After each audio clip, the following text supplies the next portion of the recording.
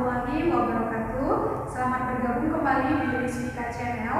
Nah, di video kali ini kita akan melanjutkan pembahasan untuk simak Saintek, tepatnya untuk materi fisika. Jadi bagi adik-adik yang belum nonton video sebelumnya, silakan nanti ditonton, dan untuk link video sudah kita cantumkan di deskripsi. Dan khusus untuk adik-adik yang baru bergabung dengan Rizvika Channel, jangan lupa untuk di-subscribe dan nyalakan lonceng notifikasinya agar adik-adik tidak ketinggalan informasi-informasi terupdate dari Rizvika Channel.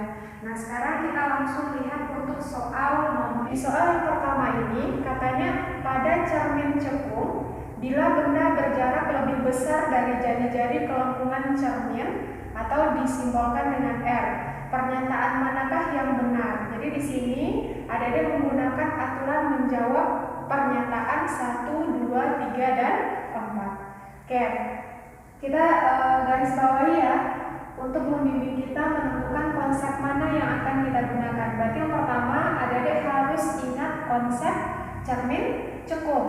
Kita lihat konsepnya. Konsep yang akan kita gunakan itu adalah tentang cermin cekung. Nah, ingat lagi, cermin cekung ini sifatnya sama dengan lensa cembung, di mana mereka sama-sama memiliki fokus positif. Jadi fokusnya positif. Kemudian ada cara cetak yang bisa adik-adik gunakan untuk menentukan di mana posisi bayangan. Jadi kalau kakak gambarkan sebuah cermin cekung, ini misalnya cermin cekung, ini bagian belakang ya, yang diaksir ini bagian belakang. Kemudian ini adalah pusatnya. Terus ada titik fokus, di fokus, kemudian 2 kali fokus itu disebut dengan jari-jari kelengkungan. Nah, di sini bisa kita bikin di antara pusat dengan fokus ini bisa kita sebut sebagai ruang pertama. Kemudian antara fokus dan jari-jari kelengkungan ini adalah ruang kedua. Besar dari R itu adalah ruang 3. Dan di belakang cermin itu bisa kita sebut sebagai ruang 4. Nah, untuk menentukan di mana posisi bayangan, di sini adik-adik nggak perlu menggunakan sinar istimewa, cukup adik-adik gunakan syaratnya di mana ruangan benda ditambah dengan ruangan bayangan itu totalnya harus sama dengan 5. Oke ya, ini untuk menentukan di mana posisi bayangan jika diketahui posisi benda. Nah, selanjutnya juga bisa kita tentukan bagaimana sifat bayangan yang terjadi. Nah, untuk menentukan sifat bayangan ini, adik-adik tinggal melihat nilai S aksen dan nilai M. Jadi kalau nilai S aksen ini, ingat lagi, S aksen ini adalah jarak bayangan. Untuk S aksen itu sendiri ada kalanya bernilai positif, ada kalanya bernilai negatif. Bagaimana cara menentukan S aksen? Ingat lagi rumusnya, 1/F itu sama dengan 1/S tambah 1/S aksen. Oke ya, jadi F itu adalah fokus, S adalah jarak benda, sedangkan S aksen itu adalah jarak bayangan. Nah, ketika S aksen yang kita dapatkan itu positif, maka posisi bayangan berada di depan cermin. Ini kalau ditanya di mana sih posisi bayangan. Kalau kita udah tahu posisi bayangan, kita bisa menentukan sifat bayangan. Sifat bayangannya selalu nyata. Nyata itu kawannya selalu terbalik. Oke ya. Jadi ketika S aksennya positif, maka sifat bayangannya nyata dan terbalik. Sebaliknya, ketika S aksen yang kita dapatkan negatif, berarti posisi bayangan itu berada di belakang cermin. Dan sifat bayangan tentu lawan dari nyata adalah maya, lawan dari terbalik adalah tegak. Berarti sifat bayangannya maya dan tegak.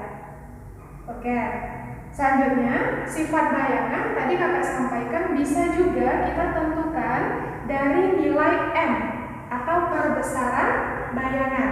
Ketika kita dapatkan nilai M itu sama dengan 1, berarti berarti ukuran bayangan sama dengan ukuran benda. Dan ketika F yang kita dapatkan itu kecil dari 1, berarti bayangannya diperkecil. Kalau M yang kita dapatkan besar dari 1, maka bayangannya diperbesar. Dan cara menentukan M itu ingat lagi, M sama dengan harga mutlak jarak bayangan dibagi dengan jarak benda. Atau juga boleh menggunakan ketinggian bayangan dibagi dengan ketinggian benda. Nah, aman ya? Sekarang kita langsung lihat ke pernyataan pertama. Bayangan benda akan berada di antara pusat jari-jari kelengkungan dan titik fokus. Kita lihat dulu, benda berada di mana? Jadi, ruangan benda kita lihat di soal katanya berada di posisi lebih besar dari jari-jari kelengkungan. Lebih besar dari jari-jari kelengkungan berarti benda itu berada di ruang ketiga. Oke ya, jadi dia berada di ruang ketiga. Syaratnya tadi, ruang benda ditambah ruang bayangan harus 5. Ketika ruang benda sudah ruang 3, otomatis bayangan berada di ruang kedua. Totalnya adalah 5. Nah, betul nggak ruangan kedua ini berada di antara fokus dan jari-jari kelengkungan? Ini yang gambar kakak bikin tadi. Di antara fokus dan jari-jari kelengkungan bisa kita sebut sebagai ruang kedua. Bisa ya? Jadi pernyataan yang pertama itu betul. Lanjut ke pernyataan selanjutnya. Jadi kalau satu betul, otomatis pernyataan ketiga juga betul. Nah, karena sekarang kita lagi review, kita buktikan. Tapi nanti kalau misalnya adik-adik sedang ujian, ini nggak perlu dibuktikan ya. Pasti ketika satu betul, 3 juga akan betul. Nah, bayangan akan terbalik. Terbaliknya bayangan tadi ketika bayangan berada di depan cermin. Ruang 2 ini otomatis depan cermin. Maka sifat bayangan pasti akan terbalik. Itu alasan kenapa pernyataan yang ketiga betul. Lanjut, pernyataan kedua, bayangan bersifat nyata. Lihat lagi, ketika bayangan itu terbalik, pasti bayangan bersifat nyata. Jadi pernyataan yang kedua juga betul. Yang keempat, bayangan lebih kecil dari benda. Dari mana kita tahu? Di sini kan kita nggak ada nilai S aksen dan S. Di sini adik-adik juga bisa melihat perbandingan ruangan bayangan dengan ruangan benda. Ruangan bayangan R2 di ruang 2, sedangkan ruangan benda berada di ruang 3. Ini lebih kecil atau lebih besar? Pasti lebih kecil. Ini ruangan bayangan kan? Ini ruang bayangan, ini adalah ruang benda. Karena ruang bayangan lebih kecil daripada ruang benda, otomatis bayangan akan diperkecil atau ukurannya lebih kecil dari benda. Maka pernyataan 4 juga betul. Karena semua pernyataan betul, maka jawaban untuk nomor 1 ini pasti E.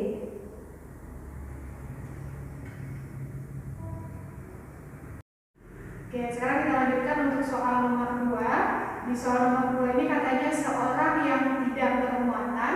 Jadi dia nggak bermuatan ya.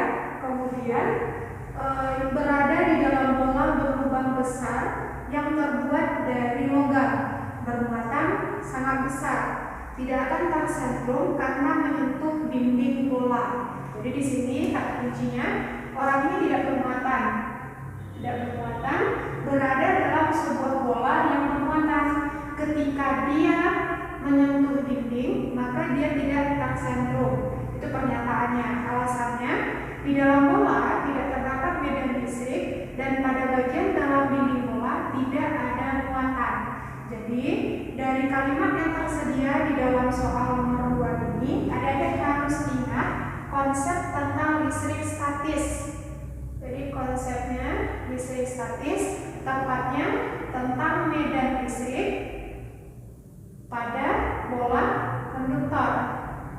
Ya, pada bola konduktor atau bola bermuatan. Nah, hal yang harus ada ingat di sini, ketika ada sebuah bola konduktor, misalnya ini bola konduktor, titik yang berada di dalam bola. Kemudian tadi kan katanya bola ini bermuatan. Nah, berarti muatannya di luar. Ini muatan dari bola konduktor penuh ya muatannya. Kemudian ada bagian titik-titik lain, misalnya ini kakak simbolkan dengan titik O, terus ini titik A, tepat di kulit bola ini kakak simbolkan dengan B, dan di luar bola ini kakak misalkan dengan titik C. Nah, berdasarkan konsep yang sudah ada dipelajari di kelas 12, bahwasanya medan listrik itu bisa kita simbolkan dengan E. E di dalam bola, siapa aja titik yang berada di dalam bola, yaitu titik O dan titik A.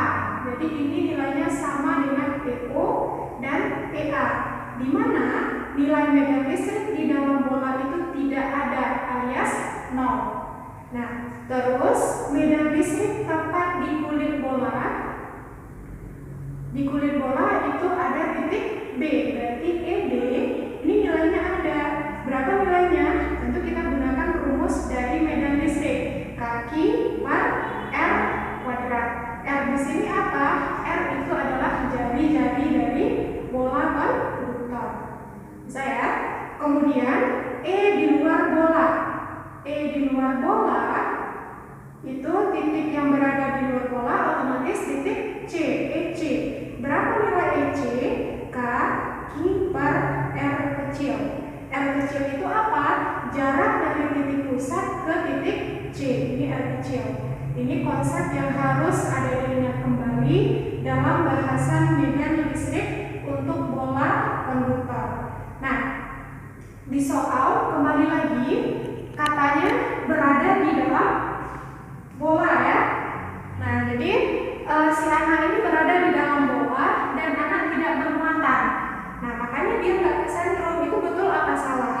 Ini jelas dari pernyataan yang sudah kakak sampaikan atau dari konsep yang sudah kakak jabarkan, karena medan listrik di dalam bola itu sama dengan 0. Inilah yang mengakibatkan anak itu tidak kena sentrum.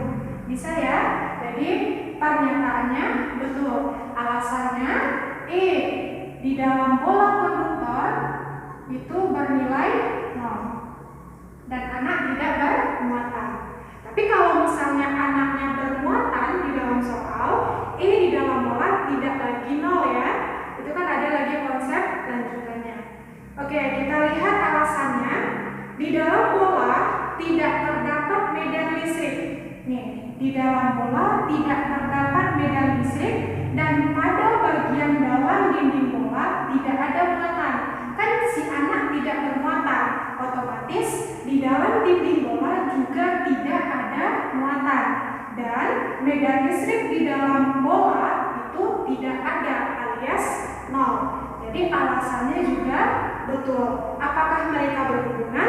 Tentu berhubungan. Di sini dia membahas medan listrik, ini juga membahas medan listrik. Maka karena dia berhubungan, jawaban untuk nomor 2 ini adalah A. Oke, sekarang kita lanjutkan untuk soal nomor 3. Di soal nomor 3 ini ada sebuah gambar ya. Inilah gambar resistor, kemudian di dalam rangkaian resistor ini ada sebuah batangan AB dan dia bisa digerakkan dengan kecepatan V0. Nah, kalau kita baca kalimat soalnya, sebuah sistem terdiri dari batangan konduktor AB. Nah, bermassa M, jadi massanya M, yang dapat meluncur tanpa gesekan di antara rel konduktor paralel yang dipisahkan oleh jarak L. Jadi ini jaraknya L besar. Ya, terus ujung-ujung kiri rel dihubungkan oleh sebuah hambatan R. Jadi dia dihubungkan dengan resistor atau hambatan sehingga membentuk sebuah loop seperti pada gambar. Nah, loop berada di dalam medan magnet seragam. Jadi ini ada medan magnetnya dengan arah tegak lurus bidang loop, atau dengan kata lain arah medan magnet itu masuk bidang gambar. Jadi di sini medan magnetnya masuk bidang ya. Kalau masuk, ingat lagi kita tandai dengan cross. Oke, lanjut ke kalimat soalnya. Pada saat T sama dengan 0, batang AB mulai bergerak ke kanan dengan kecepatan